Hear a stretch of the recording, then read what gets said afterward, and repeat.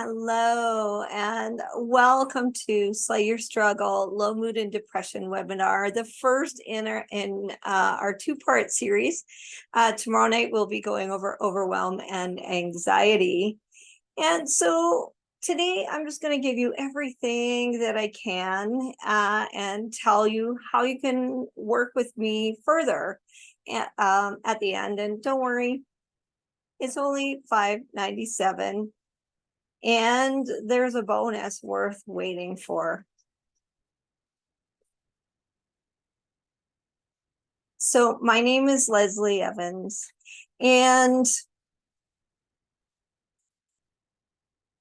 I combine modern and magical therapies for over 30 years and transformed thousands of people to give themselves permission to be limitless and unlock endless possibilities. And I am a psychiatric nurse.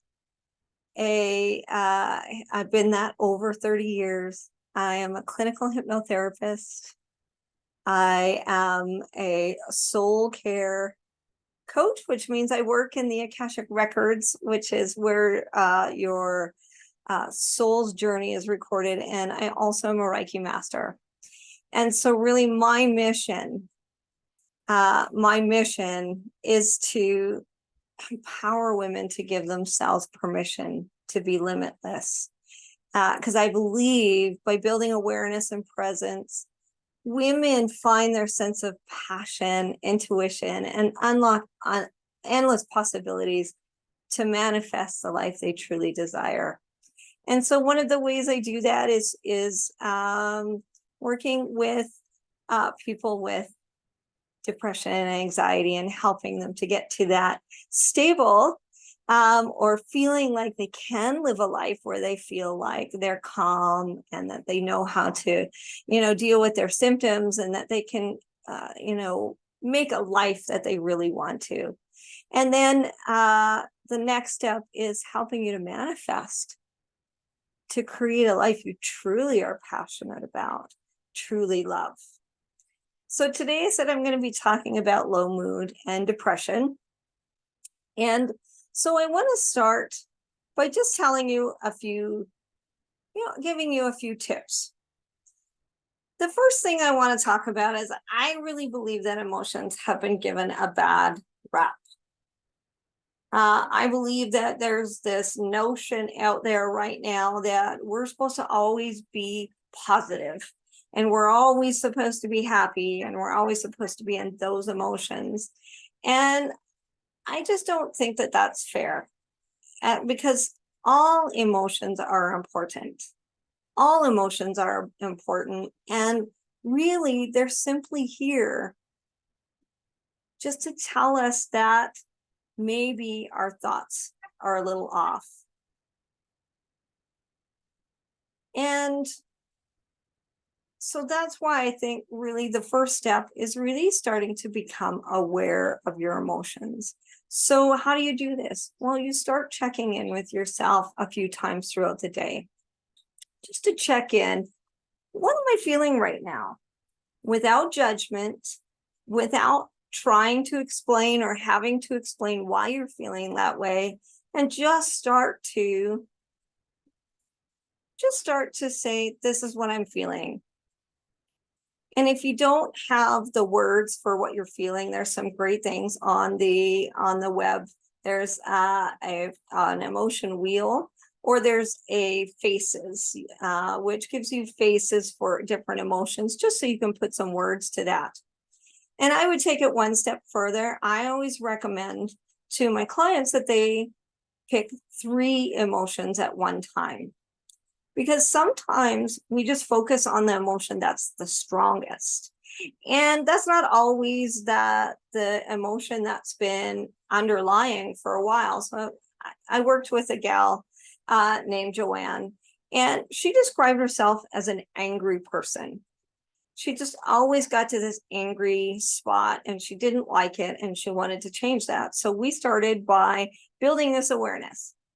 And so she did that for a couple of weeks and I saw her again. And what we found just by 4 times a day she would check in, is that sometimes she was scared. And then that led to being angry. Sometimes she was embarrassed, and that led to being angry. And sometimes she was frustrated, and that led to being angry. Angry was just kind of her go-to, but there were all of these underlying emotions. And so the first thing that did for her was she didn't have to describe herself as an angry person anymore. And the second thing that did was that she could start, when she started to feel embarrassed, or she started to feel scared or frustrated, that awareness of that allowed her to stop and to be able to say, okay, what's going on with me right now? Why am I frustrated or scared or worried or embarrassed? And she could check in with her thoughts and then change those thoughts so she didn't get to that point of being angry all the time. So when I worked with Joanne, just having that awareness allowed her to be a much less angry person. And she was so happy because she was able to build a better relationship with her kids, because she wasn't always at that angry spot, and to actually really enjoy the time with her kids a bit more. And so this is one thing that I go through every week in the Slay Your Struggle program. I really feel this is important, that we start to just become aware, and that we stop judging our moods and our emotions as good or bad. They're just pleasant or unpleasant, or they're comfortable or uncomfortable, but they're not positive or negative. And so just, starting to think about it in that way can start to move you to this point where you say to yourself, oh, I'm feeling something different. What is going on with me? So that's the first step, is really that building that awareness without judgment and without having to explain why those emotions are there. The second thing, when we look at depression or low mood, is that we look at the behaviors that we do. So often when we're low mood, or we're feeling unmotivated, or we're feeling stuck or depressed, we avoid doing things for short-term gain. So if you think about, if you need to do something for your business, and so you need to send an email, but the email is kind of, you feel uncomfortable with it because you're sending an email out to a potential client. And so you avoid that because in the short term, it allows you to feel okay and not put you into that uncomfortable emotion. But in the long term, your business doesn't grow because you're not sending that email out. And if we look at it from a personal point of view, some of the things that I've seen with people that have low mood and depression is they might do something like, you know what, I just don't feel like having a shower today. I just don't feel like it. And so they don't have a shower. And in that moment, that just feels better because it felt like, you had to put energy into having a shower. And then that led into the next day and the next day. And then what happens is, over the long term, well, it's not very good if you don't have a shower for days and days and days on end, but it leads to that it's harder and harder to take those steps. So we avoid doing things because in the short term, it just feels better. But in the long term, it adds more problems to life for us. Put a 2 in the chat for me if you've ever done this, where you've just avoided things because in the moment it just felt easier or it felt better.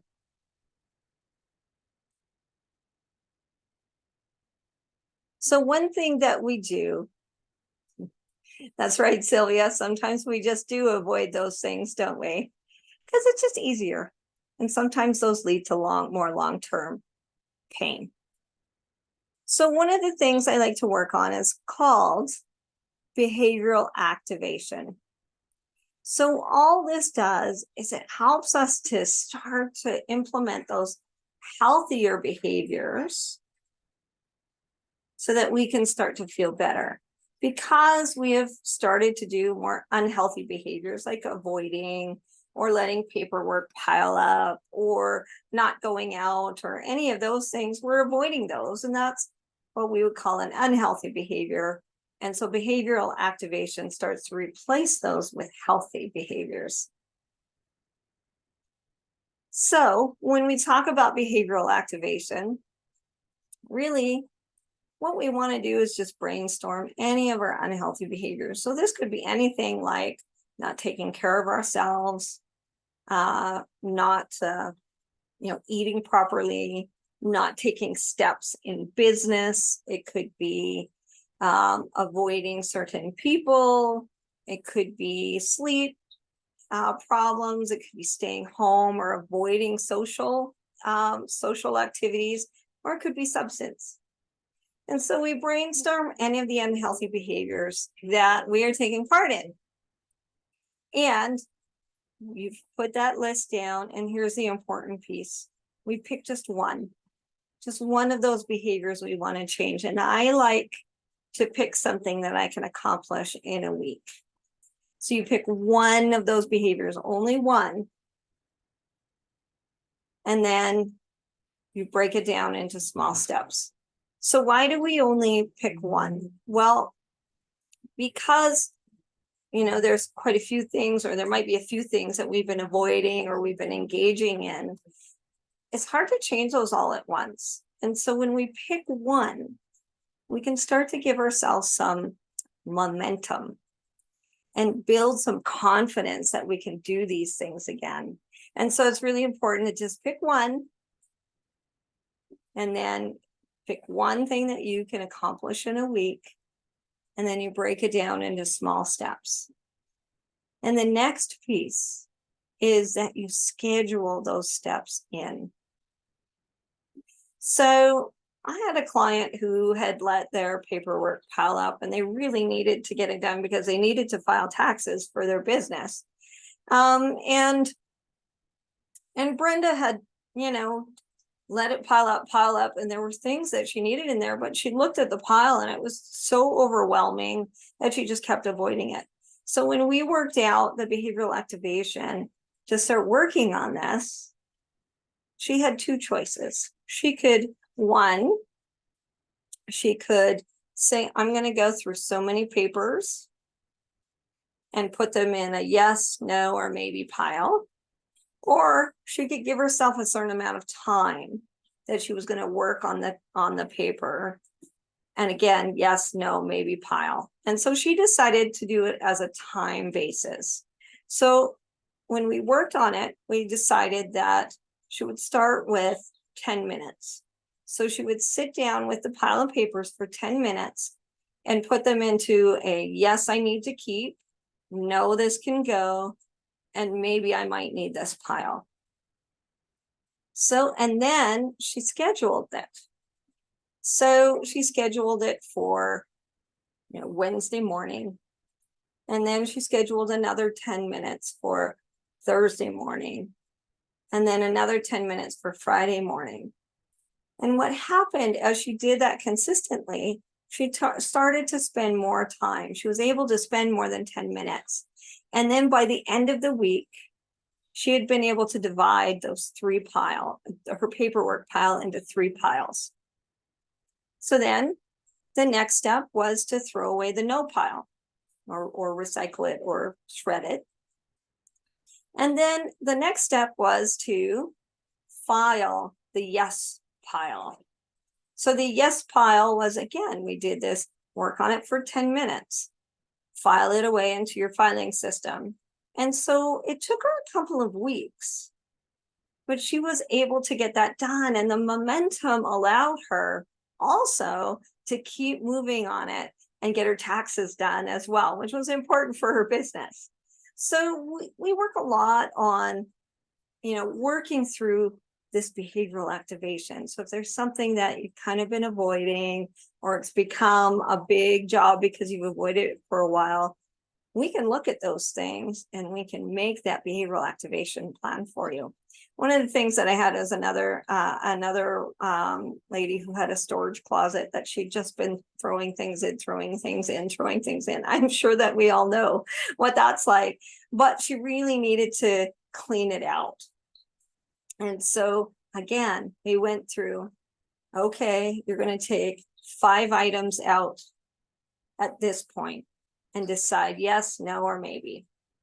And when she did that, again, it took her a week to go through that, but she had it done. She got it done, and then she was able to see the other things that she could do in her home to get that all sorted out so she could feel better.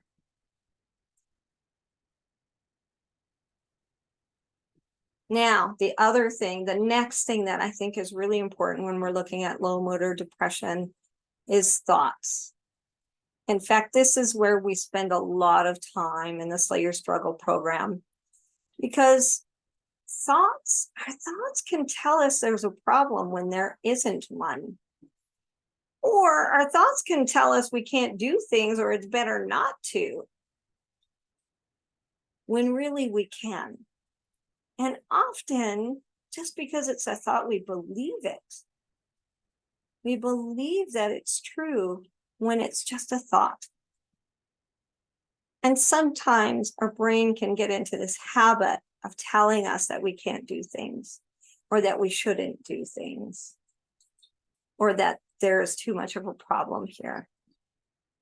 And so how we deal with that is, like I said before, your emotions come up. And if it's an uncomfortable and unpleasant emotion, it's probably telling you that you're having a thought that isn't serving you. And so you check your thoughts, and then we can challenge them. So when you look at your thoughts, to challenge that thought, you take the thought, we have a lovely chart to do this, but I can tell you right now, the first column is the thought. The second column is, what is that making you feel like? So what are the emotions that are coming up? And then the third thought, or the third column, is we think of our hot thought that has come up. So what is bringing up the strongest emotion in that? And then we go through challenging. So when we challenge our thoughts in this way, we'll first look at the evidence that supports that thought.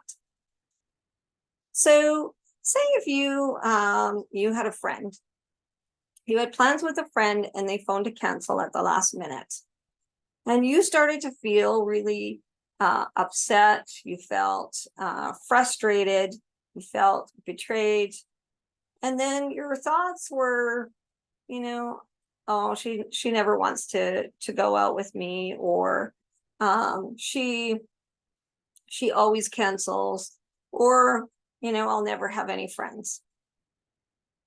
So let's pick the she always cancels. So the evidence for that might be, well, she canceled today, and she canceled on one other occasion. So always looking at the facts. So this sometimes can be challenging because we like to look at it in our own way, but looking at the facts, when you actually look at when she canceled this time and one other time. And then there's no other facts that support that. So the next column is evidence against that thought. So this is, again, where things can sometimes get challenging, and that's why we practice it a lot. So we want to look at that thought and look at any evidence that doesn't support it.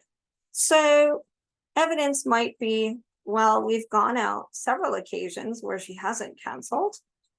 I've canceled and I just wasn't feeling well. And we talk quite regularly.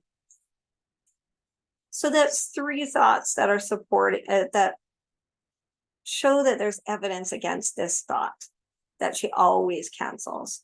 And so you can take that evidence and you can make a more balanced thought. So a balanced thought might look like this. Although my friend canceled on me today, we have gone out several times where she hasn't canceled. Or it might be, although my friend canceled today, I've canceled before, and it was because I wasn't feeling well. Now, this doesn't just look at the positive of it, it looks at it in a balanced way, so that you can give that the evidence for that thought a little bit of, you can honor that, but you've balanced it out with the evidence against. And so then it can become believable. Instead of always just trying to switch it. No, it's just a positive, it's positive. It's really important to look at it in a balanced way. And again, this is something that takes a little work. And once you practice it over and over, you can do this automatically in your head. You don't have to write it down every time, unless it's a biggie, unless it's a big situation. And we go through this a lot. We go through this a lot in the program. And what I can tell you is that this client that gave me this example, when she looked at it that way, she had made a big problem out of something that wasn't a problem. And she was ready just to, send a text off to her to say, how dare she cancel? And when we worked through this, she was able to see that it wasn't as bad as she originally thought. And she was able to connect with her friend and work it out, because they were really good support to each other. So that's the thoughts, especially when you have low mood and depression. Our thoughts can tell us some pretty terrible things. And sometimes it's hard not to believe them. And so I believe it's really important to start getting you a way that you can start to challenge those thoughts. Because you need to see if there actually is a problem to solve, or if it's just your thoughts. The last thing I really want to share with you today is presence. Often we squeeze out the present with worries about the future or ruminating about the past. Often that worries about the future leads you into that anxiety, and ruminations about the past lend toward that depression or low mood. And the present moment is truly the only time that we can feel, we can hear, we can see, we can taste, we can smell, and it's the only time that we can make choices to make a better life for ourselves. And it's the only time we can connect with ourselves, our surroundings, and our higher self, or the universe. This is the only time. And really, when we learn how to be more present, we also let go of that low mood and depression. So we'll talk about the 9 attributes of presence or mindfulness by John Kabat-Zinn. And those are acceptance, patience, trust, beginner's mind, letting go, non-judging, non-striving, gratitude, and generosity. And when we go through these attributes, you can start to put them in your life. And we do some exercises to start to become more present and start to, learn how to be in this moment, where we can make this moment better, and then start to really work toward all those things we want in life. And what happens with being more present is, I had a fella in our group, John, and he was off work with some anxiety and anger. And while we were in the group, we were talking about all this mindfulness. I could just remember him saying, "Oh, I don't even know about this law stuff." He said, "But I'll give it a try." And so he went back to work while he was in the program. And the week before he went back, we had talked about mindful walking.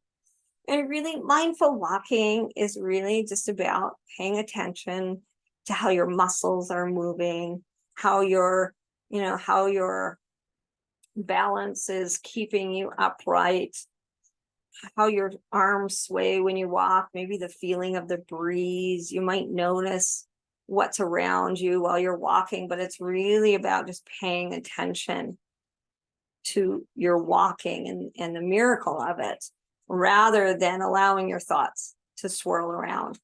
And so he came back the next week after starting work, and he said, all right, I used your stuff. And he said, I got back to work and I was only there a couple of days when I got called into the boss's office. And he said, I could feel my thoughts starting to go with ready to defend myself. And what had I done? What had I done wrong? And he said, so I decided to do that mindful walking. And it was just like a 2 or 3 minute walk to his boss's office. And so when he was able to mindfully walk there, when he got to his boss's office, his boss invited him in, and he just wanted to tell him that he was glad he's back and he was doing a great job since he's been back. And you see, if he hadn't done that mindful walking, he would have let his thoughts just go and go with all of these things he needed to defend. And he would have not been able to hear what his boss had to say. And he would have been right ready to defend himself and gotten into a fight rather than be able to take in what was going on in front of him. And so that's the thing with being present. When we can just be much more effective.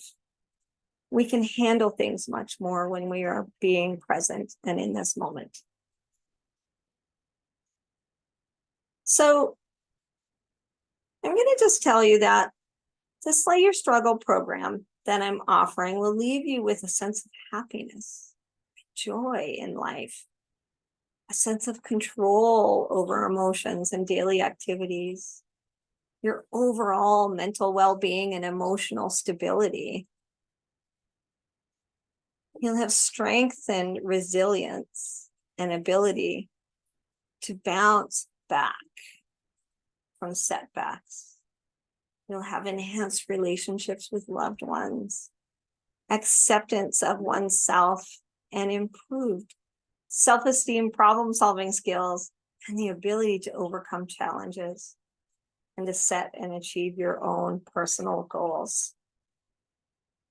So through the Slay Your Struggle program, we will meet for 6 weeks in a 90-minute group session online. Each session is recorded, so if you can't make it, you'll have that.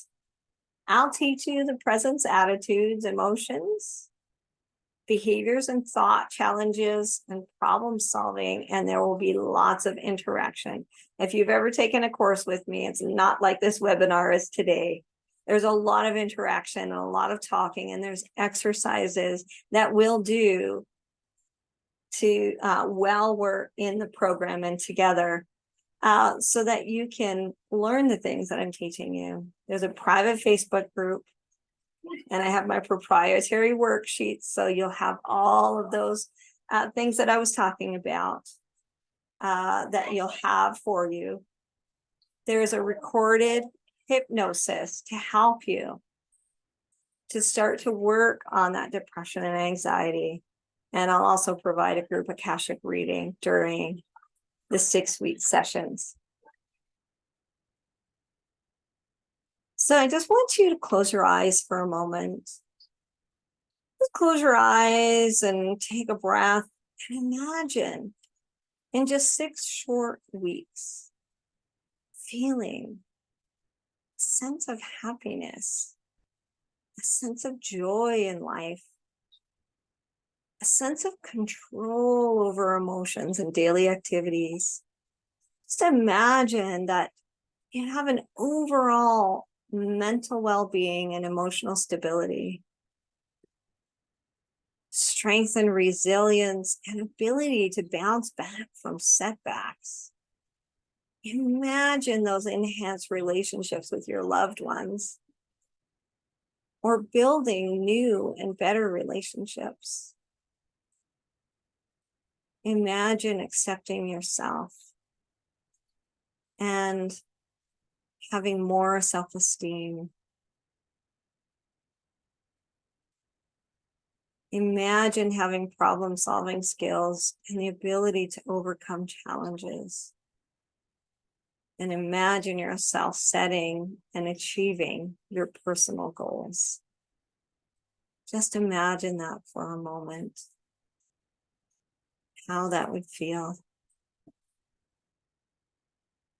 Go ahead and open your eyes. And I just want to share, Ken took part in my Slay Your Struggle course.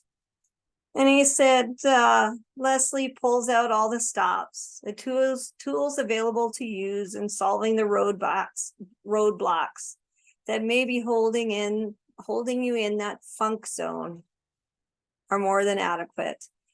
And then he said, the mindfulness aspect is much appreciated. Now, Ken came in feeling a lot of frustration, and he kept avoiding it to try and stay in that positive. And when he was able to accept that emotions are just that, just letting us know that where our thoughts are, and was able to then work from those emotions and challenge his thoughts, he just had a much better life. He was able to do the things he wanted. He wanted to be a best-selling author, and so he did that. And he wanted to have better relationships with his kids, and he was able to do that just by building that awareness and knowing what to do when his thoughts were going awry on him. Now I'm going to put a link in the chat.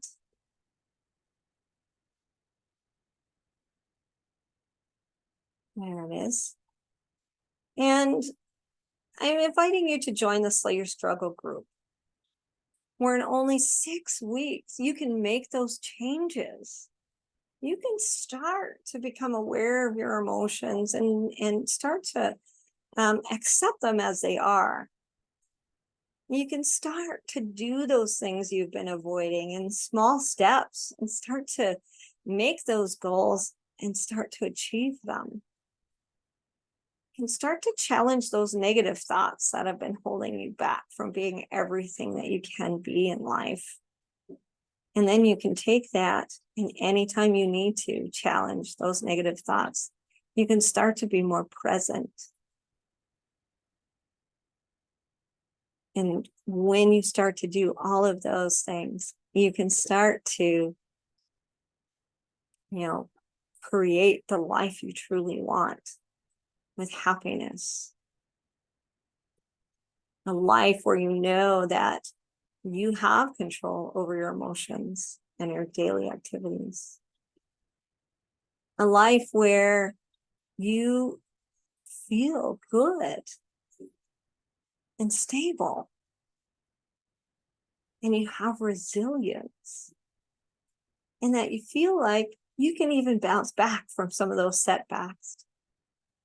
A life where you create better relationships with the people you have in your life, or new relationships with new people, where you accept yourself and you have better thoughts about yourself, and that whatever comes at you, you can handle it and you can solve any of those challenges, and you can achieve the life you truly desire. So the investment for that is $597. And to make it easier, you can do that in 2 payments, $359. Click the link and join me and see the difference 6 weeks can make when you have the right support. And here's the bonus. I'm throwing in today, if you sign up today, I'm going to gift you an individual session. Now, an individual session on its own is $297. So that is almost half of what the program cost is right now. And I can tell you that the program is also going up in price the next time I offer it. So this is a really, great price point that it's at right now. And I would love you to join me and slay your struggle. Let's get back to feeling better. knowing we're doing the things that we need to do to feel better in life. And I'm going to close it up with if you have any questions, please don't hesitate to ask me. You can either put your virtual hand up, or you can unmute and just ask, or you can put it in the chat if you have any questions about any of the things that I've shared today, or the program that I'm offering.